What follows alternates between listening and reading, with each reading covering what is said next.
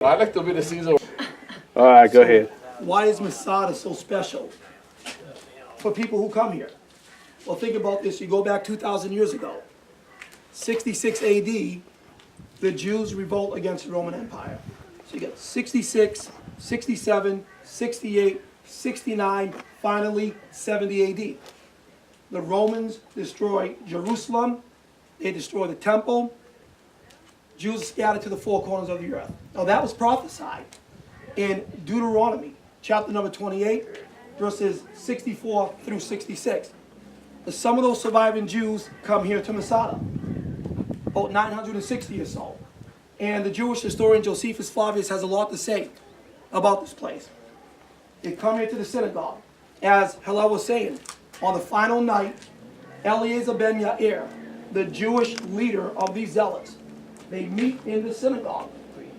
And they say, listen, we can either become slaves of the Romans or we can die as freed people.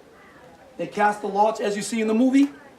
They take turns slaughtering one another, except for the survival of about 2 women, few children. The Romans breach the wall. You saw the ramp over there? They build that ramp. They take that battering ram. Boom! Walls come down. They come here. What do they find? A bunch of dead Jewish people. Because they decided to die as free people rather than being slaves to the Roman Empire. Rather than adopting another way of life in paganism and so on and so forth. Have you ever heard of the Shema? Deuteronomy chapter 6 verse 4.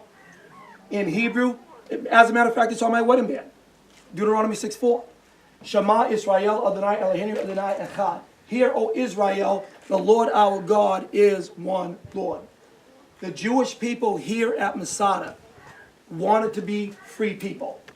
They would never ever take another ethnicity, different people other than themselves, and bring them into slavery. They never believed in that. Why? Because the Jewish people value animal life, they value human life. That's why you can't hunt here in Israel. Hunting in Israel is illegal. Why? Jews value life.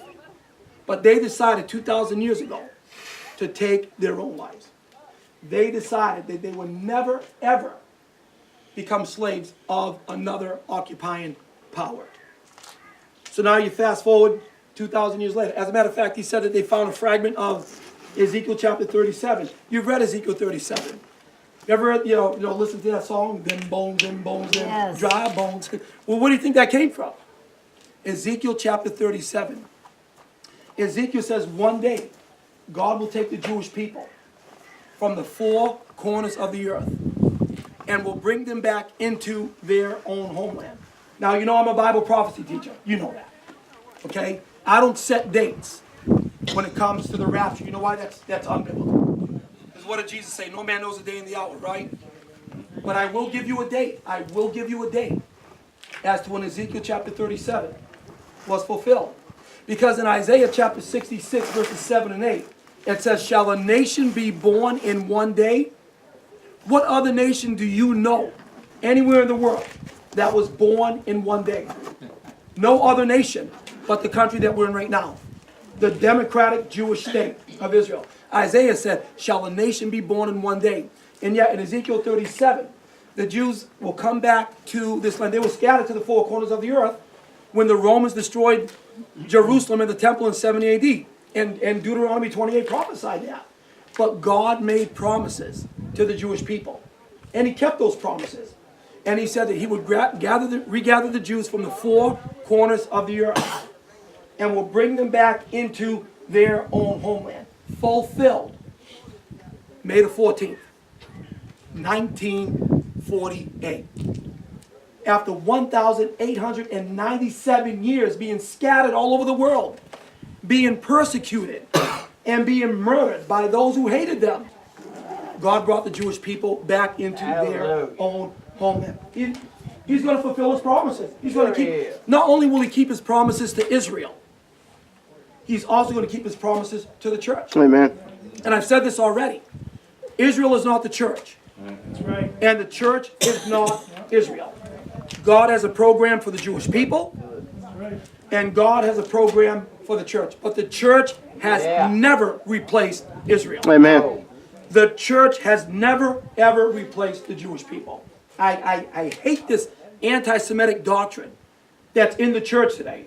And you know what I'm talking about? It's called replacement theology. All those Jews, they rejected Jesus as the Messiah. Look at what they've done over these years. God has washed his hands with the Jews. He's finished with the Jews. All the promises that God made to the Jews are now null and void and have been transferred over to the church. And so now the church is the new Israel. That is hogwash. As a matter of fact, I have a theological word for that type of doctrine.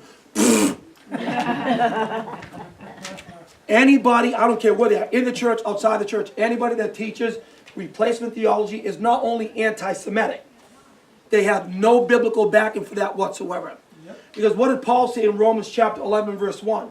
He said, has God cast away his people, which he foreknew? And then what does he say? God forbid. God forbid. God has never cast away Israel. Amen. God has never washed his hands of the Jewish people. Because if God can break his promises to the Jews, then you Christians don't have a leg to stand on either. We don't have a leg to stand on either. So it's interesting that they find a fragment of Ezekiel chapter 37 in this 2,000-year-old synagogue. Isn't that amazing? Ezekiel 37, the dry bones vision. That God will gather the Jewish people from the four corners of the earth and bring them back into this own homeland. Ezekiel chapter 37 verse 11 says, Son of man, these bones are the whole house of Israel. That was a promise that God made directly to the Jewish people.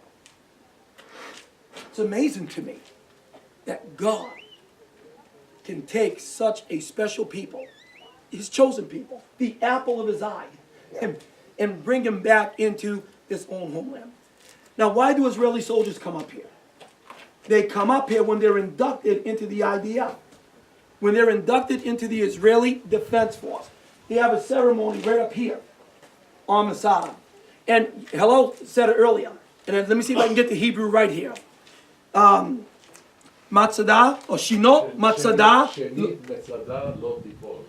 Masada lo tipol. What does that mean? Masada will never fall again. In other words, Israel will never fall again to another foreign occupying power. Iran will never conquer this land. Amen. Russia will never conquer this land. Amen. No other foreign occupying power will ever conquer this land. Now I know Ezekiel chapter 38 and 39 tells us that one day Russia will lead an Arab coalition of nations to attack the Jewish state of Israel. But when I read the end of Ezekiel chapters 38 and 39, Russia, Persia, 1936, Iran, Ethiopia, Sudan, Somalia, Libya, Turkey will join that coalition. They will fall upon the mountains of Israel. Amen.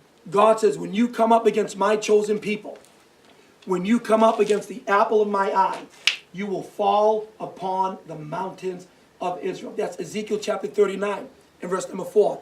God said, not only that, I'm going to call for the carnivorous birds of the air to come down and feast on your miserable carcasses. God says, I'm going to make an end of all nations except for one nation. The country we're in right now. Israel is promised eternality. You know why? It's going to be our home for 1,000 years. Right.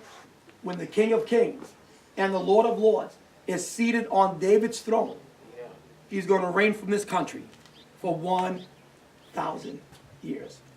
Prior to the rapture of the church, we're going to suffer persecution too. That's what Paul said in 2 Timothy 3:13. He said, all who live godly in Christ Jesus shall suffer persecution. Amen. Christians in the last days are going to suffer persecution as well. Why? Because we believe in the God of Israel. We believe in the Jewish Messiah of Israel, Yeshua HaMashiach, Jesus the Messiah. We stand behind the Jewish people, do we not? We stand behind the Jewish people. We love Israel. We love the Jewish people. The world can't stand that. Especially those people who call themselves Democrats. There you go, brother. Demon rat. Devil rats, take your Communists, communists, that's what I. whatever you want to call them. They're not, the Democrats not favorable toward Israel. But y'all being politically correct, listen, I'd rather be biblically correct than politically correct. Amen. Amen. Genesis 12:3, I'll bless those who bless thee, and I will curse those who curse thee. If you love Israel, God says there's a blessing there for you. But when you curse the Jews, when you curse Israel, you're in for some serious trouble. Yes, sir. And the nations of the world, including the United Nothing, the United Nations, they're in for serious trouble because they're all against Israel. Should that surprise you and I? No. No, because Bible prophecy calls for that. But when it's all said and done, when the dust settles and the smoke clears, one nation is going to be standing. It's going to be Israel. It's going to be the Jewish people. Aren't you glad you're on the winning side? Amen. Yeah. Glad to be on the winning side. I'm glad that it was for me. He died. I hit a long home run by believing on the Son. We're glad to be on the winning side. Amen. Hello? Very nice. I wish Netanyahu was hearing you. He was saying you to be ambassador. I would be absolutely honored.